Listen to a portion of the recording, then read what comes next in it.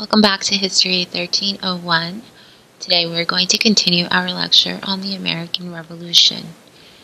The objectives for today's lecture are to explain Great Britain's reasons for trying to overturn salutary neglect. Then we'll talk about, the colonists' reactions to the new acts. We'll also explain the process that brought the colonists closer to rebellion. Then we'll trace the path to revolution and the series of events that unfolded after that. Before we finish with today's lecture, we are going to explain how the American Revolution began, and you'll be able to describe the first series of battles. Okay. All right, so let's talk about Britain's attempts to rein in the colonists. Now, remember that where we left off in the lecture last time, it was after the French and Indian War, or the 7 Years' War, whichever way you want to call it. As a consequence of that, there are going to be some problems where all of this drama and really like a disconnect between the colonists and the British government begins to unfold. Okay, so if you remember part of what happened with the French and Indian War, like it all starts with the French and Indian War, right? They essentially wanted to prevent another war like this from happening again. Remember that the British had sent in troops to not only defend, the colonists, but also protect British land holdings. And, it was a very expensive war. Britain went into massive debt to, be able to pay for it. And now they're trying to recoup some of those losses. So number one on the agenda for the British is to try to regain control of the area. Okay. Like I said, the king doesn't want another war to happen in an area. And so he's going to deny any more expansion.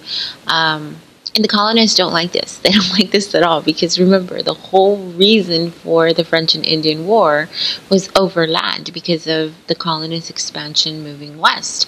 So with that in mind, remember, part of the argument here is that colonists believe that a king who is, halfway across the globe and certainly across the ocean couldn't possibly understand the colonists' needs, okay? And because of that, he had no right to limit where they settled, okay? So keep that in mind moving forward, okay? Because the British have a plan. They want to control the area again. Remember that the colonists had enjoyed salutary neglect. They've been able to govern themselves, tax themselves without any real, government oversight. As long as the laws didn't contradict the laws back home in England, they could pretty much do whatever they want. But after the French and Indian War, Britain's trying to say, okay, let's rein this in a little bit. We need to have more control of the area, more control over what's going on in the colonies, because otherwise they're going to get into trouble again. And so the British are going to start to tighten control by eliminating absenteeism. Okay, so you got all of these, government officials that they're not showing up to work. And so Britain is trying to eliminate that, as well as a lot of the corruption of, the royal offices in the colonies. And they wanted to limit smuggling as well, which the colonists were using essentially to avoid paying taxes. Okay, so they are going to establish a Privy Council, which they're a group of advisors, closest advisors to the crown, and they're pretty much giving all kinds of suggestions as, what's the best way to exercise power in the colony. So right off the bat, colonists don't like this. What do you mean you're getting rid of, certain offices? You want to control us more. They don't like it. But you got to look at it also from the British perspective, right? Are they out of line in wanting to have more control over the region? Not necessarily so, okay? But again, we're already starting to see that disconnect, that fracture between the two groups. The second thing that the British are going to do to try to rein in the colonists here is to limit the areas where the colonists could settle. Now, after the War of the French and Indian War, it ends in 1763. So, once the war is over, the British are going to establish a proclamation line, okay, and it's called the Proclamation Line of 1763. Let me show you what it is, okay, what it looks like. It's this right here. Okay, it's essentially the British saying you cannot pass this line right here. You cannot settle west of it. You got to stay on this side of the Appalachian Mountains. And again, the colonists don't like this, right? Remember, land lust is a problem. And for the colonists, remember, this whole thing was about land. The whole war was about land. Being able to defeat the French and kicking them out of the region basically guaranteed that the colonists could continue to move out west, could continue to expand. And when Britain says, not only can you not cross this line right here, right, you are limited to settle, on this side of the line, but the government is also going to put a moratorium on the sale of government lands west of the Proclamation Line of 1763. They're essentially, forbidding that the colonists move west of that line, and they're also going to put trade with the Indians, with the Native Americans, under royal control. So, let's look at this from both sides of the coin here. Why is Britain doing this? Well, their argument is that they're doing this for the colonists' own good. If they continue to move west of that line, west of the Appalachian Mountains, they're basically saying, we cannot protect you. We need you to stay on this side so that, you're safe. From the colonist perspective, though, it sounds an awful lot like the British are just trying to limit their freedom, trying to limit their, liberty to expand, to continue to grow, to continue to push west, to continue to, acquire more land. And they don't like that. At all. So even though the British have good intentions, the colonists are just not getting it. They're not seeing it that way. Okay? So, anyways, let's talk about what the British do next to piss off the colonists.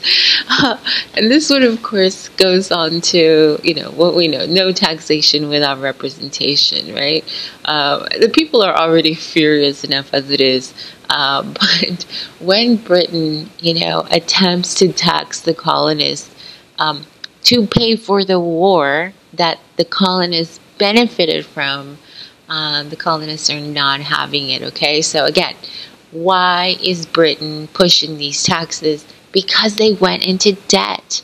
Because they have to pay for the cost of the war somehow. And again, let me remind you, who benefited from the war? It wasn't the people back home in England. It was the colonists, right? They're the ones that got to benefit from it. So for the British, it's like, it makes perfect sense that the colonists should have to pay for the cost of the war. And so when they passed, the Sugar Act of 1764, the Quartering Act of 1765, and the Stamp Act, they're doing this to recoup the losses of the war. 7 years is a long time, and wars are very, very expensive. But again, the colonists don't like this at all. For several reasons. Number one, they're not being consulted on the issue. Parliament is essentially just, it's business as usual. They are, dealing with the matter of, the colonial debt. And so they pass a series of measures aimed at, generating more revenue. So the first one is the Sugar Act of 1764. And this is essentially a tax on molasses and sugar that was being brought into the colonies. from non-British colonies in the West Indies. So any sugar or molasses that's being imported from outside of British land holdings, this is where that tax is going to come from. And again, it's an increase on tax enforcement. Remember that the colonists had been smuggling, Dutch sugar and, French molasses and stuff like that, just so that they wouldn't have to pay taxes. But the Sugar Act is going to put a stop to that. Okay. Now, the Quartering Act, this is an interesting one as well, because the Quartering Act was a tax that was going to be imposed to feed and house British troops that were stationed in the colonies. So again, there's British troops in the colonies. They're there for the benefit of the colonists and, to protect their safety. So the British are looking at this as, well, if they're in the colonies and then they're to police and patrol and protect, then the colonists should have to pay for that. And what they're asking the colonists to do is essentially to feed them, to house them. And this does not go over well at all. In fact, it's one of the reasons why it makes it onto, your Bill of Rights and the U.S. Constitution. In part because remember that there's a lot of animosity. There's a lot of resentment between British troops and the colonists. The colonists feel like, the British don't respect them. They look down on them. And, coincidentally, these troops are not the friendliest. So, it's a problem, okay? Because imagine having somebody in your home, eating your food, telling your wife or your mom, to cook for them, or that they're not happy with the meal that you just slaved, all morning preparing. In an already tense environment, it doesn't make for a lot of, kumbaya and, peaceful moments. So this is a problem, okay? Colonists are not happy about it. But another thing as well is going to be the Stamp Act of 1765. And so the Stamp Act is an actual, like an embossed stamp. Let me see if I have a picture of it. I don't think I do. Oh yeah, it's right there. So it's not a stamp like, like the kinds that you lick and put on an envelope. This is the one that is pressed onto the paper. Like if you go to the, oh my gosh, like a notary public, how it'll be like a seal and you can feel it. Okay, so that's the kind of stamp that we're talking about here. So this is a problem because essentially this new tax is, going to be placed on all official papers, including marriage licenses, diplomas, wills, even playing cards. And so pretty much any official document needed to have this stamp. Now, the British Prime Minister Grenville insisted that the revenues from this Stamp Act would go directly to soldiers protecting the colonies. But again, this is problematic because for the colonists, it's well, nobody asked us. Nobody, nobody asked for our input or our opinion.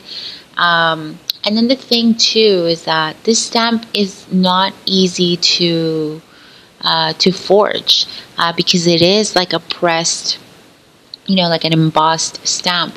And so you couldn't really get away with it at all. You couldn't forge it. You couldn't, not pay this tax. And then if it's a tax that you never agreed to, this is where we're starting to see that, fracture getting bigger and bigger, right? It's causing these problems. The stamps were expensive. The taxation was enacted without, colonial representation in Parliament, and it caused riots, in the port cities. A few government buildings were destroyed, and this is a huge mistake because it's pissing off all the wrong people. The lawyers, the merchants, the pirates,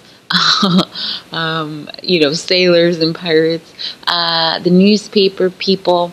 It's a huge, huge mistake on behalf of the British.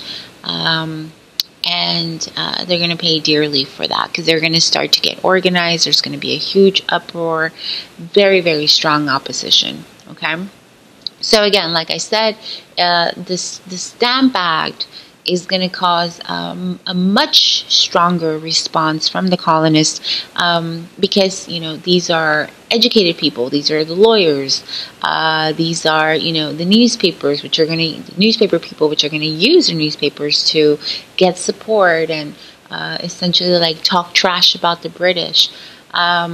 And then the other thing as well is that there's time there for the colonists to get organized, to prepare some kind of defense, some kind of opposition or boycott or protest, because it's announced in March that this new Stamp Act is going to go into effect, but it doesn't go into effect until November.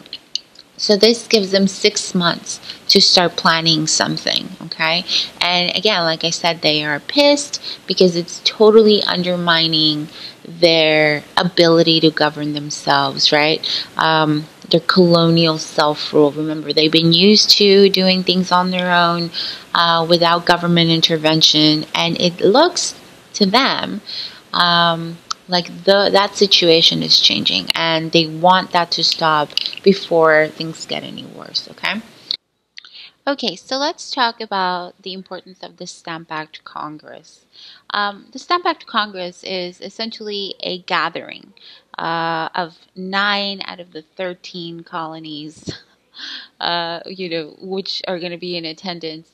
They're going to get together in New York, and they do so in order to start talking about, what are some of the ways that they can resist this new Stamp Act that's going to be put into effect come November. Part of what they want to do is they want Parliament to completely repeal the Stamp Act. And what that means is that they want Parliament to say, never mind, we're going to take it back. You don't have to pay any, additional taxes or anything like that. So why is this important? Well, it's important, number one, because it shows that there's not a whole lot of colonial unity, number one. 9 out of the 13 colonies are being represented there. I mean, it's a start, but there's no real, camaraderie yet. But the other reason why this is important is because, this gathering is completely illegal. For them to meet this way, but they did it anyways, okay? And the reasons why they did it is because they are just very, very upset by what's happening when it comes to Parliament and the colonies. You got the Quartering Act, you got the Sugar Act, and then now the Stamp Act. It just seems like things are getting out of control, and if they don't do something to stop Parliament from imposing these taxes without their permission or without their, consideration, then they need to do something about it, because otherwise they're going to be losing control. At the heart of this issue, remember, this is about the colonists' fear that Parliament's actions completely undermine colonial self-rule. Okay, so they're taking that away from them, and what do you have left? So John Adams, he's one of our founding fathers. We're going to talk more about him later. He's going to be the second president of the United States. He's essentially calling for representatives from each colony to meet up and come up with a plan, discuss all of this unfair taxation. And this is what starts this movement for resistance among the colonists. They start to get organized. They start to put together boycotts in Boston, New York, Philadelphia, Charleston, and smaller ports. Merchants basically signed agreements to not import any British goods under the Stamp Act, or until the Stamp Act was repealed, until they took it away. One of the groups that is going to be very active in this is our women, and they're going to come to be known as the Daughters of Liberty. Okay, so these are women's groups that are organized. They're going to start to put together local boycotts against, buying clothing, buying tea, buying any kind of goods coming in from Britain. And this is powerful stuff because it gets the women involved into the movement, the resistance. Um, One of the other activities that women did, colonial women did, to demonstrate their patriotism and their support of the boycotts, were spinning bees. So spinning bees were essentially like where all of these ladies would get together, or maybe even just encourage each other to make their own homespun clothing rather than buying, English fashions, English goods. If a woman participated in this activity, it showed that they were patriots. It showed that they were doing their part as women. Abigail Adams, the wife of John Adams, is key in making this happen. And boycotts worked because they were simple. Um, they sent a message. They're trying to hit England where it hurts. And that's, of course, in the finances. Um, they were organized very well. It was simple participation that radicalized everybody that's involved. And so it is highly, highly effective because not only are you getting the men involved, but also the women. Okay, so let's talk about another form of resistance against the Stamp Act and, trying to, for the colonists, trying to get Parliament to listen to their concerns. They wanted to send a message that they wanted this tax repealed. And so, rioting is probably going to be one of the most effective means of protest. The Sons of Liberty are the ones that are going to be involved with this. These are men of wealth and status, and they're, up and down the colonies. They're going to be members of the Sons of Liberty. So they're from Massachusetts, they're from New York, they're from Rhode Island. They do things like intimidating the tax man, tar and feathering, and not like tar and feathers like from, like the movie Home Alone. No, this is like hot tar, like chapopote, like the kind of stuff that you put on the roof. They would, pour it on these guys and then feather them.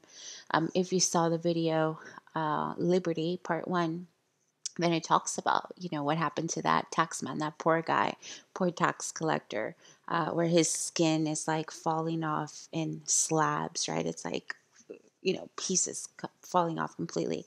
Um, this is the kind of, I guess you could call it terrorism, but this is the kind of tactics that they're using, much more violent. They're trying to get these tax guys to resign. They are going to, hang them in effigies. An effigy is kind of like what we know as like a piñata. It's like it's supposed to resemble the taxman, with the hat.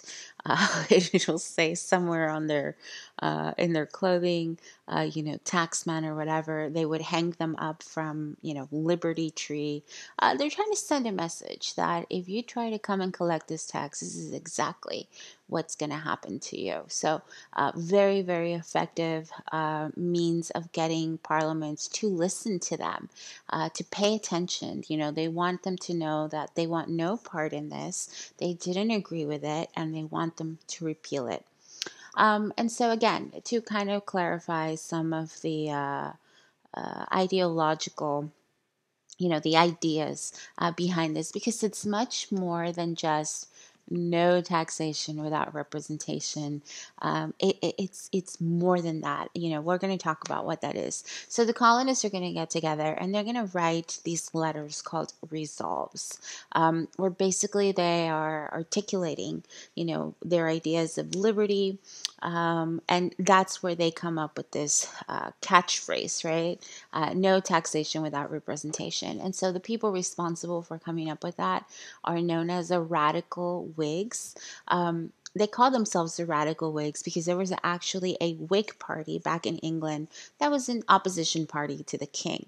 So, they're it's like a throwback to them, right? They're sort of, calling them, calling themselves that, because there's already that opposition in England. So, again, they feel that the colonists here are not being represented in Parliament. And because of that, the colonists argue that Parliament has no right to tax them, right? So, no taxation without representation. What does that actually mean? Well, what they're referring to here, they're using the Magna Carta as justification, as precedence for actual representation. With John Adams, he really very strongly believes that this whole thing threatens the sanctity of private property, but there's really nothing that can stop them. It's a huge threat to colonist rights. Governor Hutchinson, he didn't like the idea of the taxes, but he certainly wouldn't oppose it, and he absolutely wouldn't be supporting all of these protests and riots because he believes in law and order, so to speak, right? About duty and obedience. I mean, the guy is a stooge, basically, for the British. And so, very few people at this time actually believed that the colonists' argument was right. And but no matter what, I mean, the colonists pressed on, the British pressed on, but colonists feel like the British are trying to get away with everything. And so, where does no taxation without representation come from? Well, this has to do with external taxes and internal taxes. And let me see if I can pop this up right now. Here we go. So, opposition to these acts. Basically, what the colonists are arguing here is what they're using as an argument of no taxation without representation. What they're talking about is, that there's no actual representatives from the colonies in Parliament speaking on their behalf. There is virtual representation, which is why Parliament feels that, what do you mean there's no taxation without representation? You are being represented. You're being represented by the House of Commons, which represents all the king's subjects across, all the colonies everywhere in the world. So to Parliament, the colonist argument basically doesn't hold up to scrutiny. But this is where it gets interesting, because what the colonists are saying is that, the people that are in Parliament making these decisions for all the king's subjects have never even been to the colonies. None of those people that sit in Parliament are from the colonies, so they couldn't possibly know what it's like to live there, the day to day, difficulties. And so, what they want, this is what they're saying. What they want is they want actual representation. They want deputy representation. They want somebody from the colonies in Parliament speaking on their behalf. And this is something that we can all relate to, because the way that our government is set up, in Congress especially, you have two houses. You have the House of Representatives and you have Senates. And the House of Representatives, those people come from that district.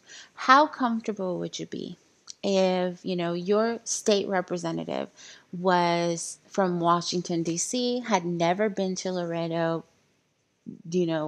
could probably tell you where it is on the map, but wasn't from here, didn't grow up here, doesn't have any physical or family ties to the area. Would you feel comfortable that this person had your best interest in mind when legislating? Probably not, which is why, our representative is Henry Cuellar, right? Henry Cuellar is from Laredo, regardless of whether you like him or not. He is from here. He's got family here. He grew up here. He comes here often. He lives here. And that's what the colonists are saying. And so we understand that. We can relate to the colonists' argument. But the point here is that Parliament cannot. They don't see it that way at all, because to them, it's like, what do you mean you have no representation? The House of Commons represents you. They represent all the king's subjects.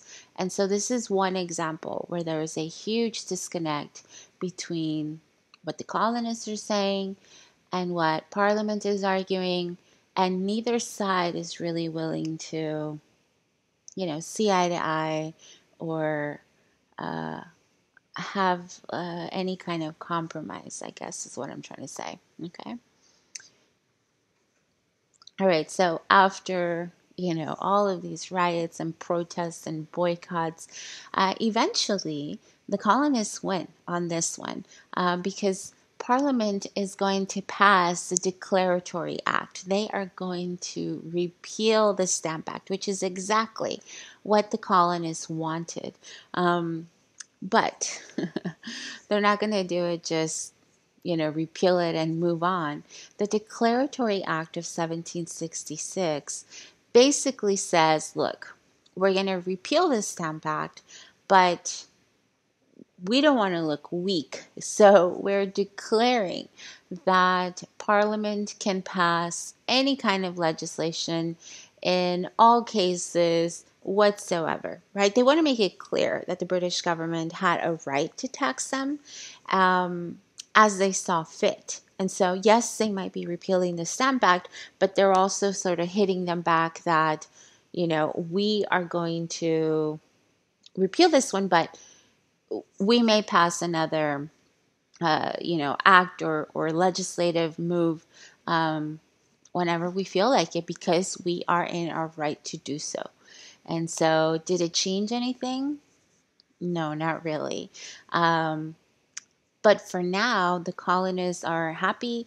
They're able to they're able to chase, Charles Townshend out of his home. And that's the thing. The funny thing is that Townshend believed that it was fair to tax the colonists for their own safety and preservation.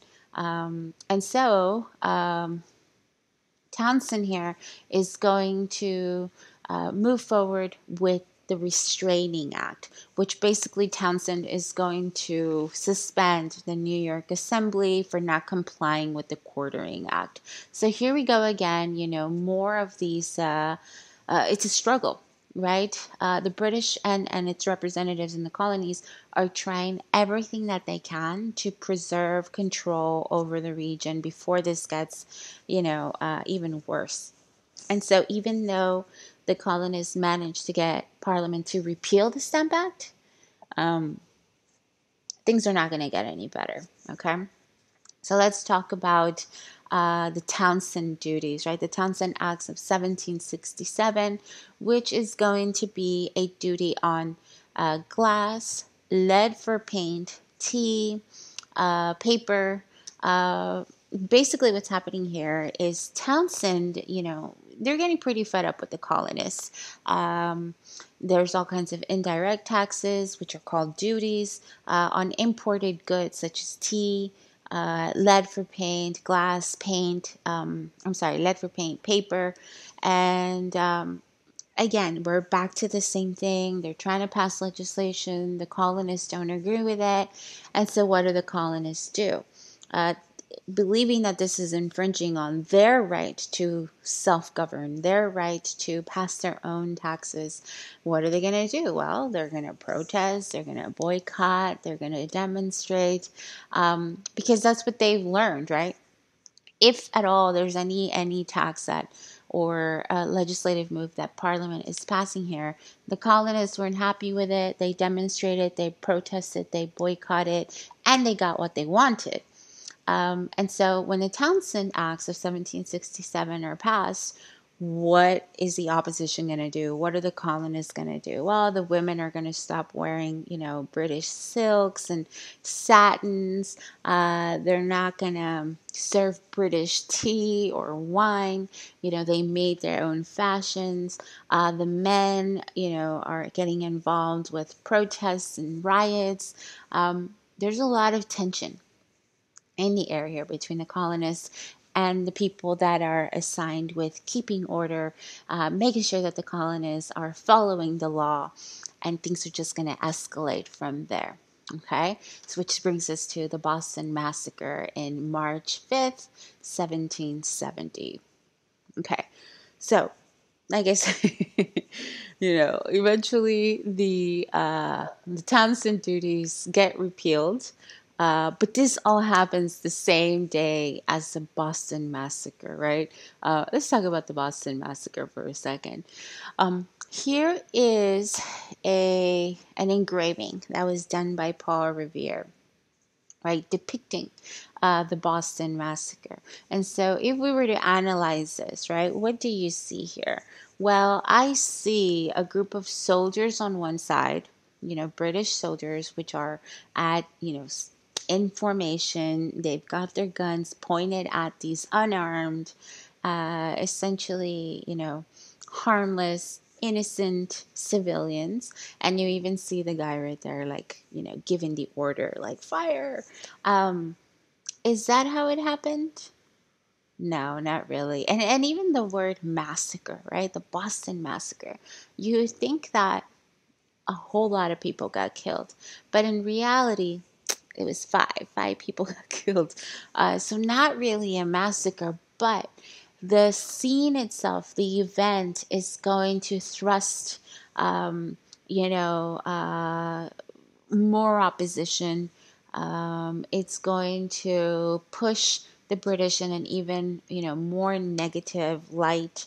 Um, this engraving that was done by Paul Revere, which, by the way, was wildly inaccurate, is essentially showing that the British, did this on purpose, and that they're completely out of line, and that this is exactly why they have to stand up to the British, because otherwise they're going to continue to tax them, and they have no control, and eventually more people are going to get killed if they do nothing. But that's not at all how it really happened. There's this, sort of entire backstory to this as well, having to do with, a British soldier that was like getting a haircut, but the barber guy, he wasn't there, so his apprentice did the haircut for the soldier. And when he was done, basically this British soldier, felt that he didn't need to pay this apprentice because he was an apprentice. And so, he tries to walk away from the situation. And because there's all this tension already between the British and the colonists, this argument between the two basically spills out onto the street, where more people hear and they find out, oh, this guy didn't pay him. See, that's exactly what we're talking about. These guys don't respect us, and they think they can walk all over us. And this crowd starts to gather. And they start shouting at these soldiers, and next thing people are throwing snowballs at them. And not like your regular snowballs, which, by the way, anything other than fluffy snow hurts. But these snowballs were like packed together with like rocks and like oyster shells and stuff like that, and they're throwing them at these guys. And that's how things sort of escalate and get out of control so fast. Somebody's gun goes off, and anyways, these soldiers were put on trial, and John Adams, who was a lawyer, he ended up representing one of these guys and was found not guilty. So, even at that time, John Adams felt that, everybody deserved a worthy defense attorney. And so, anyways, but the way that it was depicted, totally inaccurate. Even the newspapers that wrote about this, it's so crazy how they wrote, that the blood was, spilling onto the street, and it was going down Main Street, and then it made a right on First Street. Like, what? It was totally not. Again, super. What's the word I'm looking for here? Exaggerated. I mean, this is like really like the first or one of the first pieces of political propaganda, and it's going to be super effective at herding the masses together in support of this movement that is picking up speed. But initially, did colonists support what the Patriots or, what the Sons of Liberty were doing? No, not really. Very few people did. But this is one of those events that is going to start to galvanize the colonists, because they're going to see it. They're going to be motivated. They're going to be convinced that they have to do something about it. And one of the challenges of, trying to do such a thing and galvanizing the colonies, bringing them together. Number one of the challenges is that they're so far apart. Number two, it's communication, right? It's not like today where, you hear about riots and protests happening, in other parts of the country, probably places that you've never even been before, but we have like immediate access to it, right? We can see it on our devices. We can see it on TV. You can get on Twitter. Well, they have none of those things back then. And so keeping the colonies informed on the day-to-day stuff that's happening on all of these conflicts is where the committees of correspondence comes in. I mean, it's really like a letter writing campaign. Super organized. Sons of Liberty are involved in this, and its sole purpose is to communicate between the colonies, letting them know, this happened today between the colonists and these troops. Be ready. Let's start planning some sort of resistance, some sort of action. Because if you do nothing, Georgia's going to be next, or South Carolina is going to be next. And that's also part of the thing here too, because the epicenter here, where a lot of this conflict is happening, is around Boston, is around New England, it's around New York. And so remember how when the French and Indian War broke out, that they tried to get everybody together in Albany, right, with the Albany Congress, and like only 7 colonies showed up. And then like even within those 7, like they didn't want to work together because they didn't see that they had anything in common with each other, or there were like 13 different countries, so to speak. But this is the sort of thing that's going to start to bring them together. And just because something is happening in Boston doesn't mean that people from South Carolina shouldn't be worried. Okay, so the committees of correspondence are going to be key. Moving forward and getting more and more support as time goes on. And, over time, at least in the initial years of all of this, from 1770 to 1773, we're going to start to see that opposition and support is going to line up in these two fashions. So people in New York, Boston, Philadelphia are going to continue being supportive of the crown.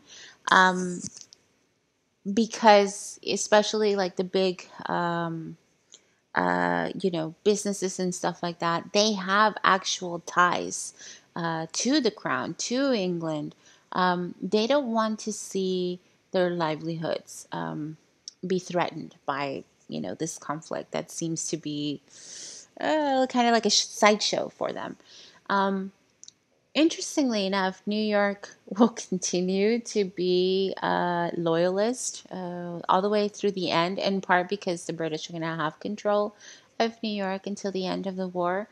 But then when you also look at it from the perspective of, independent merchants and artisans, they're the ones that are going to become more supportive of the Patriots and more supportive of the opposition here, in part because the artisans and the merchants are going to benefit financially from all the boycotts and stuff like that. So again, if you have a small business, if you are an artisan, you make these goods, and people are boycotting English products, well, guess what's going to happen to your business? It's going to go up. It's going to do a lot better. So artisans and merchants are going to be more supportive of the opposition when, at least in the early years. Okay. So um, let's talk about the Tea Act, right? You guys have all heard of the Boston Tea Party. The Tea Act of 1773 is interesting because it's actually a lowering on the tax on tea, or on the duty on tea. So actually lowering the tax, which is why Parliament believes that the colonists are going to be happy about this because they love their tea. But there's two other provisions in here. Not it's supposed to lower the Tea Act, the tea tax, but also it's going to grant the East India Company a monopoly on the tea. And basically, what this means is that the colonists have to get their tea from the East India Company, like the tea has to come from Britain. And so all other tea from France, Dutch tea, you name it, is going to be banned. And so even though it's a lowering of the tax, the colonists are not happy about this because, if they want to smuggle their tea from France or from the Dutch, now they can't get it. And even though the tax is going to be lower, they still see it as the government trying to, like put their hand in their pocket and tax them anyway. So they're not happy about it either. To make matters worse, there's going to be these royal agents that are going to be appointed essentially to collect the tax and sell the tea to the colonists. Okay, so that's sort of like the backstory to all of this. Okay. So the Tea Party is a reaction to the Tea Act, right? I mean, like I said, tea is everyone's favorite drink. They drink it a lot. But they're still not happy about the fact that they have to get their tea from the British and they have to pay this tax. When before, if they were smuggling it from somewhere else, they didn't have to pay any tax at all. Even if it was, more expensive or whatever, to them it was worth it. And so, they're still trying to smuggle tea from Holland and other places. And this tea coming in from the East India Company is basically going to sit in storage. Um, the government is trying to, lure them into buying it by selling it at a lower price than the Dutch tea. But still, I mean, the colonists are seeing this as a trick to get them to pay this tax, and so they're not happy about it. These ships are going to go up and down the colonies to deliver the tea. Now, some colonies do accept it, but it's in Boston, they don't, right? It's going to provoke a huge outrage, um, and the colonists are going to organize this, response, retaliation. They're going to break in to where the tea is being held in Boston Harbor, and very quietly, they mobilize, they get in there, they disguise themselves, and they throw over $1 million worth of tea into the river. And Lord North is not going to be happy about this. The British are not going to be happy about this because they see it as treason. The response to the Tea Party is going to be the intolerable acts, okay? And so let's talk about what that is. The intolerable acts, or the coercive acts, as the British call it, is a law passed by the government to punish Massachusetts Bay Colony. Okay, it's called the intolerable acts because colonists believe that it's essentially making life intolerable in Boston. So again, it's meant to punish the colonists, It's going to effectively close Boston Harbor, so nothing gets in, nothing gets out. It doesn't matter, whether you were involved in this or supported this. Everybody's going to have to suffer, and Lord North wants them to know that these laws are not going to be lifted until they pay for the damages and until they pay for the tea. Okay, and so anyways, Boston Harbor is shut down, trade is suspended, the Massachusetts legislature is suspended as well. And that's a problem because if you're shutting down their court system or their government, this is exactly what the colonists had been arguing. It's like, when is it going to end? Like, how far are they willing to go? And are we just going to let them get away with it? So, this is a huge moment for the colonists. And so the response to the Intolerable Acts is the First Continental Congress, okay? So this takes place in 1774. This is a direct response to the Intolerable Acts, and you have representatives from 12 colonies, not 13. Georgia's not there. But again, this is an improvement, right? Remember at the Albany Congress, there was 7. At the Stamp Act Congress, there was 9. And now we have an even bigger response. So what are we seeing here? More colonial unity, more support for the resistance. And so you have representatives from 12 colonies. They are going to meet in Philadelphia and talk about possible responses to the coercive acts, right, or the intolerable acts, like they call it. It's going to be 2 very intense weeks of debate. They're trying to figure out what their next move is going to be. The colonies, they're essentially asking to stop all, sending them exports until they find a way to preserve the imports that are there. But there are some takeaways here that you need to know about. Number 1, at the First Continental Congress, these representatives from the 12 colonies are not talking about independence yet, okay? That's not what the First Continental Congress is about. This is about getting their rights back, okay? And trying to do anything possible to get them back. But they're not talking about independence, okay? That'll be later. The second takeaway from the First Continental Congress is that their actions here are unmistakably those of a new government, albeit illegal. But they are acting, in unison. They are acting together with a single purpose, and they have a goal here, okay? So their actions are illegal, but unmistakably are those of a new government. And we're going to continue talking about the Continental Congress throughout the rest of the Revolutionary War. And then, okay, third takeaway, so what? Why is this important? At the end of this intense debate, the colonies basically agree that they should start to prepare for war. They don't want to go to war, right? They don't want independence, but they do want their rights back. They do want things to go back to, how it was prior to 1763, before the British started to rein them in and put all of these limitations on them. They want to go back to that. They want to go back to, salutary neglect. But they realize what's at stake here, and they can read the writing on the wall. And so they basically leave this meeting agreeing that they should start preparing for, a possible conflict down the road. Okay?